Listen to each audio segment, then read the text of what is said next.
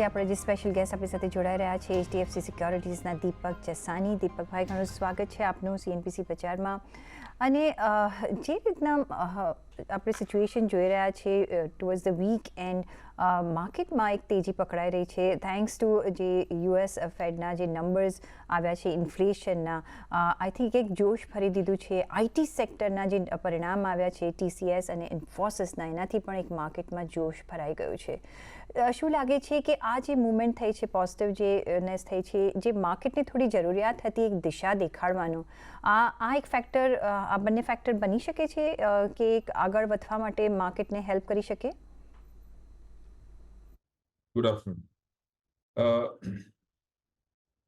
Historically આપણે જોઈએ તો રિઝલ્ટ સિઝનના પહેલા બેચ ઓફ રિઝલ્ટ્સ અથવા સેકન્ડ બેચ ઓફ રિઝલ્ટ્સની વચ્ચે માર્કેટ ટોપ કે બોટમ બનાવે છે એવું જોવામાં આવ્યું છે. હવે આજે માર્કેટે નવો હાઈ બનાવ્યો છે, મોમેન્ટમ સારું છે, પણ હજી કોન્સોલિડેશન ફેઝ ચાલુ જ હોય એવું લાગી રહ્યું છે, કારણ કે લાર્જ કેપમાં રોટેશન દેખાઈ રહ્યું છે, સેક્ટરલ રોટેશન. આજે IT ચાલી રહ્યું છું, ગઈકાલે બીજું કંઈ ચાલી રહ્યું હતું, આવતીકાલે બીજું કંઈ કદાચ ચાલશે. સો ઇન ધેટ સેન્સ ઇન્ડેક્સમાં જે મોમેન્ટમ જોઈએ ઉપર ચડવા માટે એ હજી સુધી લેકિંગ છે. એનું કારણ એ છે કે FIIs જાન્યુઆરી મહિનામાં થોડા સ્લો થઈ ગયા છે ફ્લોઝમાં. ડિસેમ્બરમાં એ લોકોએ ઘણું મોટું બાઇંગ કર્યું હતું, 66,135 crores. અને અત્યારે 10 દિવસમાં 10th ઓફ જાન્યુઆરી સુધી ખાલી 4,640 કરોડનું બાઇંગ છે.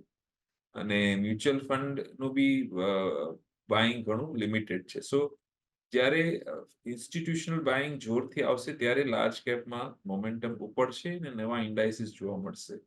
બ્રોડર માર્કેટ્સ હજી બી સારું કરી રહ્યું છે, એટલે એમાં બહુ ટેન્શનની વાત નથી. અને જ્યાં સુધી રિઝલ્ટ સિઝન આખી પતશે નહીં ત્યાં સુધી કદાચ બ્રોડર માર્કેટ ટોપ આઉટ નહીં થાય. મેઇન લાઇન ઇન્ડાઇસીસ કદાચ સેકન્ડ બેચ ઓફ રિઝલ્ટ્સમાં ફર્સ્ટ અને સેકન્ડ બેચ ઓફ રિઝલ્ટ્સની વચ્ચે, એટલે કે હવે 21 થી 25 ની વચ્ચે કદાચ ટોપ આઉટ થઈ શકે છે. ઓકે. તો મે બી હજી આપણે કોન્સોલિડેશન જોઈ શકીએ છીએ. જ્યારે ઓવરઓલ આપણે મુવમેન્ટ જોઈએ ત્યારે મે બી એક તેજી મળી શકે છે. પણ ઓફકોર્સ બિટ્સ એન્ડ પીસીસમાં આપણને જોવા મળી રહ્યું છે સ્પાર્ક્સ, અને પાછું એક ફિઝલ આઉટ પણ થઈ જતું હોય છે બિકોઝ એક આપણે અત્યારના સેક્ટર રોટેશન પણ જોઈ રહ્યા છે.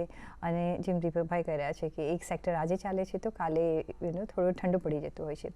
પણ મે બી રિઝલ્ટ સિઝન એક ગતિ આપશે ઓવરઓલ, આપણે એવું માનીને ચાલી શકીએ. પણ મીન વાઇલ જ્યારે હવે ડોમેસ્ટિકલી આપણે હવે ઇલેક્શન તરફ આગળ વધી રહ્યા છીએ, પહેલાં ઓફકોર્સ વોટ ઓન અકાઉન્ટ આપણો જે બજેટ પણ છે આવશે. બજેટ પોઈન્ટ ઓફ વ્યૂ તમે કોઈ રેલી અત્યારના જોઈ રહ્યા છો, શું એ કોઈ નજર આવી રહી છે કે ઓવરઓલ સિનારીઓ તમે કઈ રીતના જોઈ રહ્યા છો ઇલેક્શન સુધી અને પોસ્ટ ઇલેક્શન કઈ રીતના ડિફરન્સ પડી શકે છે? કારણ કે વી ડોન્ટ એક્સપેક્ટ કે આ બજેટમાં બહુ મોટી અનાઉન્સમેન્ટ્સ આવે. બરાબર છે. તમે કીધું એ પ્રમાણે આ રેગ્યુલર બજેટ નથી. રેગ્યુલર બજેટ કદાચ જુલાઈમાં આવશે after the new government swearing in. એટલે હમણાં તો વોટ ઓન અકાઉન્ટ જ આવશે ને વોટ ઓન અકાઉન્ટમાં બહુ મોટા પોલિસી ચેન્જીસ જનરલી ગવર્મેન્ટ આપતા નથી, કારણ કે જે નવી ગવર્મેન્ટ આવવાની છે એને મોકો મળવો જોઈએ. એટલે ઇન ધેટ સેન્સ ખાલી અહીંયા વોટ ઓન અકાઉન્ટમાં vision of the current government આપશે, પણ ઇન ટર્મ્સ ઓફ નંબર્સ કંઈ ખાસ ચેન્જીસ નહીં આવે. પણ છતાંય એક મોટો ઇવેન્ટ છે, એટલે થોડું મીડિયા હાઇપ બી થશે, એક્સપેક્ટેશન હાઇપ બી થશે. એટલે થોડું નોર્મલ બજેટ કરતા ઓછું પણ થોડું બિલ્ડઅપ થઈ શકે છે વોટ ઓન અકાઉન્ટનું. એટલે આ વખતે રિઝલ્ટ સિઝન અને vote on account normally overlap થઈ રહી છે. એટલે વોટ ઓન અકાઉન્ટ પત્યા પછી આઈ થિંક બહુ પોઝિટિવ ટ્રિગર કંઈ હશે નહીં. એટલે એ પીરિયડ આસપાસ કદાચ બ્રોડર માર્કેટ બી કદાચ ટોપ આઉટ થઈ જાય. એબ્સોલ્યુટલી. સાથે જે હવે આપણી કંપની સોરી કન્ટ્રી જે રીતે ગ્રોથના સિનારીઓ પર આગળ વધી રહી છે અને આપણે જે જોઈ રહ્યા છીએ ઘણું બધું કામકાજ થઈ રહ્યું છે અત્યારના જે રીતે નવા ઇન્વેસ્ટમેન્ટ્સ થઈ રહ્યા છે હમણાં જે ગુજરાત સમિટ જે ગ્લોબલ સમિટ ચાલી રહ્યું છે અહીંયા ત્યાંથી પણ આપણે ઘણા બધા ઇન્વેસ્ટમેન્ટ્સ આવતા જોઈ રહ્યા છે અને કઈ રીતના દેશ પ્રગતિ કરી રહ્યો છે આપણે જોઈ રહ્યા છીએ. એક ડેવલપ કન્ટ્રી તરફ આપણે આગળ વધી રહ્યા છે અને જેમ પ્રધાનમંત્રીએ કહ્યું છે કે આપણે એક થર્ડ લાર્જેસ્ટ ઇકોનોમી ડેવલપ કન્ટ્રીઝમાં આપણે પહોંચી જઈશું એ એમ રાખીને ચાલી રહ્યા છે. ઇન્ફ્રા એઝ તમને લાગે છે કે જે બિલ્ડઅપ થઈ રહ્યું છે જે ઇકોસિસ્ટમ બિલ્ડઅપ થઈ રહ્યું છે આ થીમ હવે લોંગ ટાઈમ સુધી ચાલશે? એટલે ઇન્ડિયાના જેવા ડેવલપિંગ કન્ટ્રીમાં ઇન્ફ્રાની જરૂરિયાત તો સખત રહેવાની જ છે અને ઇન્ફ્રા એક ટ્રિગર છે જેનાથી બીજા બધા ઇન્ડસ્ટ્રીઝને ઘણા બધા ઓર્ડર ફ્લોઝ મળે છે એટલે એને કારણે કિકર ઇફેક્ટ આવે છે આખી ઇકોનોમીમાં. એટલે ઇન્ફ્રા સ્પેન્ડ આગળ જઈને બી ચાલુ જ રહેશે. મોમેન્ટમ કદાચ કોઈ ક્વાર્ટરમાં ઓછું હોય કોઈ ક્વાર્ટરમાં વધારે હશે પણ on an overall basis infra spend continue જ રહેવું જોઈએ. તમે આ સ્પેસમાં ઇન્વેસ્ટ કરી રહ્યા છો હમણાં કે હમણાં પોઝમાં છો? ઇન્ફ્રામાં તમે બેઝિકલી અમને અમુક સિમેન્ટ સ્ટોક્સ અને મેટલમાં સાયક્લિકલ હોય છે એટલે તમે બહુ લાંબા ગાળે બાય એન્ડ હોલ્ડ ન કરી શકો. પણ આઈ થિંક મેટલ્સમાં બી થોડા કરેક્શનમાં અમે we are buyers. Renewable energy space ઘણી હવે ઉપર આવી રહી છે અને અહીંયા એક મેસિવ આપણે ઇન્વેસ્ટમેન્ટ જોઈ રહ્યા છીએ, એક રોડ મેપ જોઈ રહ્યા છીએ કે કઈ રીતના આગળ વધશે. કઈ રીતના તમે આ સ્પેસને જોઈ રહ્યા છો? શું અત્યારના ઇન્વેસ્ટમેન્ટ્સ કરવા જોઈએ લોંગ ટર્મ માટે કે હજી તમે થોડું વેઇટ કરશો? તમે કઈ રીતના આ સેક્ટરને જોઈ રહ્યા છો? એટલે એનર્જી એટલે આઈ થિંક ઓઇલ એન્ડ ગેસની તમે વાત કરી રહ્યા છો. ઓઇલ એન્ડ ગેસ, પાવર, જ્યાં પણ renewable hydro energy, green energy, solar energy, કારણ કે અને હવે આપણે carbon emission point of view પણ જોઈ રહ્યા છીએ કે બિગ ઇન્વેસ્ટમેન્ટ આવ્યું. આજે આપણે જોયું કે ONGCએ પણ એક અનાઉન્સ કર્યું છે કે એ પણ આ ફિલ્ડમાં એન્ટર થશે. તમે કઈ રીતના જોઈ રહ્યા છો? એટલે રિન્યુએબલ સ્પેસમાં ઘણું બધું હાઇપ ઓલરેડી ક્રિએટ થઈ ગયું છે. જે કંપનીઓ છે 8, 10, 15 કંપનીઓ છે એમાં રેવન્યુ વિઝિબિલિટી સારા હોવાને કારણે વેલ્યુએશન્સ ઘણા સારા વધી ગયા છે. આગળ જઈને કદાચ થોડો વખત માટે આ કન્ટિન્યુ રહેશે પણ at some point I think જો એક્ઝિક્યુશનમાં જો ઇશ્યુઝ આવવા માંડે અથવા કંઈ રેગ્યુલેટરી પોલિસીમાં કંઈ ચેન્જ આવે તો આ હાઈ વેલ્યુએશન્સ કદાચ ટકે નહીં. એટલે થોડું કોશિયસ રહેવું જોઈએ ઉપરના ભાવથી રિન્યુએબલ્સમાં. ઓઇલ એન્ડ ગેસમાં I think oil exploration companies stable છે. ડિવિડન્ડ yields જ્યારે સારા હોય ત્યારે લેવા જેવા છે. Oil marketing companies also base business બહુ જ સારો છે પણ quarter to quarter oil price, refining margin ને માર્કેટિંગ માર્જિનમાં જે ચેન્જીસ આવે છે એને કારણે પ્રોફિટેબિલિટી ને કેશ ફ્લોમાં ફરક આવ્યા કરે છે. એટલે એ જરા ક્લોઝલી ઓબ્ઝર્વ કરવું પડે ઓઇલ માર્કેટિંગ કંપનીઝમાં. એમાં બી બહુ સારો જો ઘટાડો આવે તો ડિવિડન્ડ yield બી બહુ સરસ આવી જાય છે અને તમે એક સાયકલ સારી રીતે તમે પાર્ટિસિપેટ કરી શકો છો.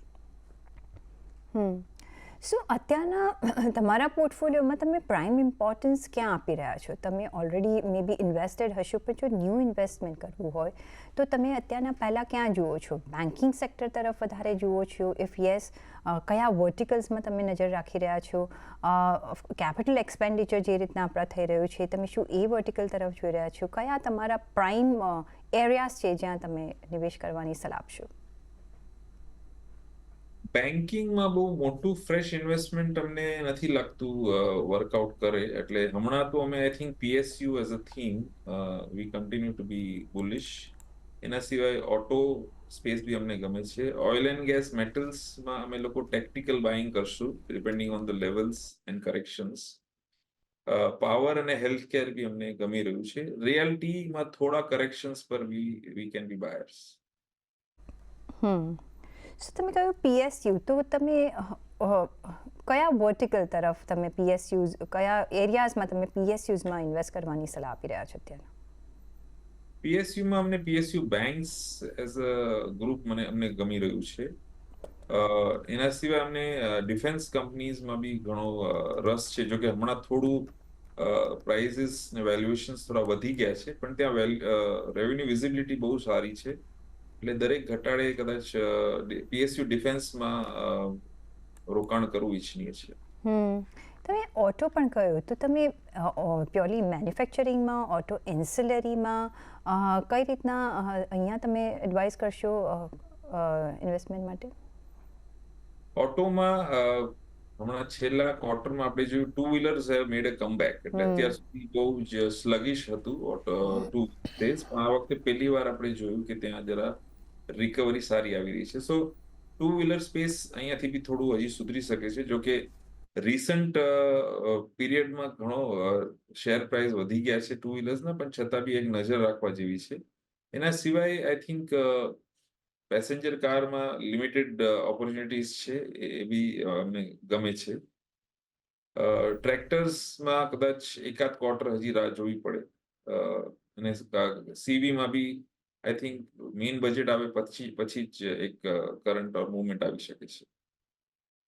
હેલ્થ નો જે છે, અને આપણે જોઈએ છીએ ફાર્મામાં એક અપમૂવ આવી રહ્યો છે, પણ અહીંયા તમને કયું વધારે વર્ટિકલ ગમે છે? પ્યોરલી જેનરિક જે છે તમને ગમે છે, હેલ્થ કેર ગમે છે, એપીઆઈ ઇન્ડસ્ટ્રીઝ ગમે છે? કઈ તરફ તમારું વધારે પ્રેઝન્સ રહી છે? કયું પ્રિફર કરશો? હેલ્થ કેર અથવા તો હોસ્પિટલ સ્પેસમાં જે મિડ કેપ કંપનીઓ છે એમને ગમે છે. એના સિવાય ડોમેસ્ટિક ફોકસ્ડ ફોર્મ્યુલેશન કંપનીઝ બી અમને ગમે છે. એક્સપોર્ટ બેઝ જે કંપનીઓ છે, જેનરિક એક્સપોર્ટ્સ કરતી હોય અને જે ન્યૂ પ્રોડક્ટ ઇન્ટ્રોડક્શન જેના રેગ્યુલરલી થતા હોય, એ બી અમને ગમે છે. દીપકભાઈ જી, ઓફકોર્સ હવે એફઆઈઆઈઝની એક આપણે રણનીતિ બી સમજવી જરૂરી રહેશે, કારણ કે ઓફકોર્સ ડિસેમ્બરમાં ઘણું બધું કર્યું, હવે maybe they are coming back from the holidays અને શરૂઆત કરશે. પણ જે ઇમર્જિંગ માર્કેટમાં ઓફકોર્સ હવે અત્યારના ઇન્ડિયા પ્રેફરન્સ પર છે, જે રીતે આપણે ચાઇનાની હાલત હમણાં જોઈ રહ્યા છે, મે બી it's taken them a long time to see and find other places in emerging markets. But હવે જ્યારે પાછા ફરી રહ્યા છે, કઈ રીતના તમે જોઈ રહ્યા છો? શું એ કન્ટિન્યુ રાખશે compare to other emerging markets like Taiwan જોઈ લો, કે ત્યાં આપણે ઘણી બધી ત્યાં ઇન્ડોનેશિયા જોઈ લો, અને પ્લસ જે જાપાન જે રીતે આવી રહ્યું છે ને જેના નંબર્સ આપણને આવતા જોયા છે, would they prefer Indian markets, emerging markets, or more developed like Japan markets? શું ફંડ ફ્લોને તમે કઈ રીતના જોઈ રહ્યા છો પ્લસ માઇનસ થતા? આમાં એવું છે કે ઇન્ડિયન માર્કેટ હમણાં સેકન્ડ મોસ્ટ વેલ્યુડ ઇકોનોમી છે આખા કન્ટ્રીમાં after Nasdaq in terms of PE ratios. Japan એ અલગ ઇકોનોમી છે, ડેવલપ્ડ ઇકોનોમીમાં ગણાય છે. એટલે એ આપણી સાથે કોમ્પીટ નથી કરતી ફંડ્સ માટે જનરલી. એ બેઝિકલી બીજા ડેવલપ્ડ કન્ટ્રીઝ સાથે કમ્પીટ કરે છે. નાઉ ઇન્ડિયામાં એવું છે કે અત્યાર સુધી ચાઇનાની ઇકોનોમી બહુ જ સ્લગિશ રહી છે. હજી બી રિવાઇવલના કોઈ બહુ મોટા એંધાણ દેખાણા નથી, પણ ચાઇનીઝ ગવર્મેન્ટ ઘણા બધા મેઝર્સ લઈ રહી છે. હવે ડ્યુરિંગ 2024 એક એવો પીરિયડ આવશે કે જ્યારે એ બધા જે મેઝર્સ છે એની અસર ચાઇનીઝ ઇકોનોમી પર દેખાવા માંડશે. હવે જ્યારે એ થશે ત્યારે કદાચ ચાઇનીઝ ઇકોનોમી લોકોને કદાચ વધારે એટ્રેક્ટિવ લાગશે ઇન્ડિયાના કમ્પેરિઝનમાં, અને ત્યારે ઇન્ડિયામાંથી થોડું ડાયવર્ઝન ફંડ ફ્લોઝનું થઈ શકે છે. હવે ત્યાં સુધી આપણે ઇન્ડિયન માર્કેટ્સ મોંઘી છે, થોડું માઇનર કરેક્શન આવી શકે છે, પણ જે બોન્ડ ઇન્ફ્લોઝ આવવાના છે પોસ્ટ જૂન, હવે એને કારણે ઇન્ડિયન માર્કેટ્સમાં ઇન્ટરેસ્ટ રેટ્સ પડી શકે છે અને લિક્વિડિટી વધી શકે છે. હવે એમાંથી થોડીક લિક્વિડિટી રિયલ એસ્ટેટમાં જશે, થોડી ઇક્વિટીઝમાં જશે. એટલે એ રીતે જોઈએ તો સેકન્ડ હાફ ઓફ 24માં ફરીથી ફ્રેશ લિક્વિડિટી ઇક્વિટી માર્કેટ્સમાં આવવાની શક્યતા છે. સો બિટવીન માર્ચ અને સપ્ટેમ્બર ઓક્ટોબર કદાચ આપણું માર્કેટ થોડું સાઇડવેઝ અથવા સોફ્ટ રહી શકે છે. You did mention કે PSU સેક્ટર તમને ગમે છે, PSU બેંક્સ ગમે છે, પણ what about private banks? What about the small banks, microfinance banks, NBFCs banks જે is coming up? What about AMCs જે which are coming in a big way? કારણ કે જો માર્કેટ ફ્લરિશ થશે તો અહીંયા પણ આપણે કામ સારું એવું જોઈશું. કઈ રીતના તમે ડિવાઈડ કરશો તમારો આખો બેન્કિંગ અને ફાઇનાન્શિયલ પોર્ટફોલિયો જો તમારે ઇન્વેસ્ટ કરવું હોય તો? પ્રાઇવેટ બેંક્સમાં આ લેવલથી અપસાઇડ લિમિટેડ સ્ટોક્સમાં છે અમારા હિસાબે. નિમ પર પ્રેશર જોવા મળશે ડિસેમ્બર ક્વાર્ટરમાં મોટાભાગના બેંક્સમાં. એસેટ ક્વોલિટી અત્યાર સુધી સુધરી રહી છે અને હવે કદાચ આનાથી વધારે સુધરવાની શક્યતા ઓછી છે. એટલે એ બધા ક્વેશ્ચન માર્ક્સ અને કન્સર્ન એરિયાઝ રહ્યા કરશે ફોર ધ ટાઈમ બિંગ. એટલે આ વેલ્યુએશનમાં કદાચ પ્રાઇવેટ બેંક્સમાં અને NBFCsમાં બહુ મોટો અપસાઇડ અમને નથી લાગતો. Micro finance, small finance banks ને એ બધામાં જે નાના બેઝ વાળી બેંક્સ છે અને જેની એસેટ ક્વોલિટી સારી છે, price two adjusted book value બહુ વધારે નથી, એમાં હજી પણ સ્કોપ લાગે છે વધવાનો. AMC સ્ટોક્સ હમણાં છેલ્લા 2 મહિનામાં ઘણા બધા વધી ચૂક્યા છે અને ગઈકાલે એક MC કંપનીનું રિઝલ્ટ બી બહુ સારું આવ્યું છે. એની પહેલા જ ભાવ વધી ચૂક્યો છે. એટલે આ લેવલથી કદાચ નાનો અપસાઇડ પોસિબલ છે, પણ મોટો અપસાઇડ ઇઝ બિહાઇન્ડ અસ. તમે કહ્યું રિયાલિટી સેક્ટરમાં તમે ક્વાઇટ બુલિશ છો અને આ સેક્ટર બી એક સારી રીતના અત્યારના પરફોર્મન્સ કરી રહ્યું છે. કેવી રીતના તમે અહીંયા એક રોકાણ કરશો? અને જ્યારે રિયાલિટી સેક્ટરની વાત કરી રહ્યા છીએ તો ઓન ધ હોલ આપણે બિલ્ડિંગ મટીરિયલ્સની બી વાત કરીએ, બિકોઝ ઘણા બધા સેક્ટર્સ આ સેક્ટરને સપોર્ટ કરે છે એન્ડ વાઇસ વર્સા. કઈ રીતના અહીંયા તમે ઇન્વેસ્ટમેન્ટ ઓપોર્ચ્યુનિટી જોઈ રહ્યા છો? રિયલ્ટી સેક્ટરમાં બી આપણે જે રીતે પ્રી સેલ્સ બધા જોઈ રહ્યા છીએ કે બહુ સારું પ્રી સેલ્સ બધાને મળી રહ્યું છે. કલેક્શન્સ બી ઘણા સારા બતાવી રહ્યા છે કંપનીઝને. ત્યાં બી જો કે ભાવ વધી ચૂક્યો છે ઘણો ખરો. એટલે in that sense from current levels upside limited હોઈ શકે છે, પણ હજી be there is a lot of potential for sales by realty companies રેસિડેન્સમાં અને કમર્શિયલમાં બી હવે થોડું ટર્ન અરાઉન્ડ દેખાઈ રહ્યું છે. ઓફિસ ઓક્યુપન્સી સુધરી રહી છે. એટલે ઘટાડે રિયાલિટી સ્પેસમાં હજી બી અમને સારો અપસાઇડ દેખાઈ રહ્યો છે. રિયાલિટી સ્પેસમાં હજી પણ આપણે એક સારો હજી પણ અપસાઇડ જોઈ રહ્યા છે અને આ વખતની જે રિયાલિટી સાયકલ ચાલી છે તો ચાલતી જ રહી ગઈ છે અને હજી પણ આપણે અપમૂવ જોઈ રહ્યા છે. તો એક ઘણું બધું અહીંયા પણ ઓપોર્ચ્યુનિટી બનેલી છે. પણ દેટ નોટ દીપકભાઈ, રજા લેવાનો સમય થઈ ગયો છે. આપનો ઘણો આભાર અમારી સાથે જોડાવા બદલ અને આપના વેલ્યુબલ વ્યૂઝ અમારી સાથે શેર કરવા બદલ. અને સાથે જ મને પણ આપશો રજા, પર જોડાયેલા રહેજો CNBC 50 સાથે. નમસ્કાર.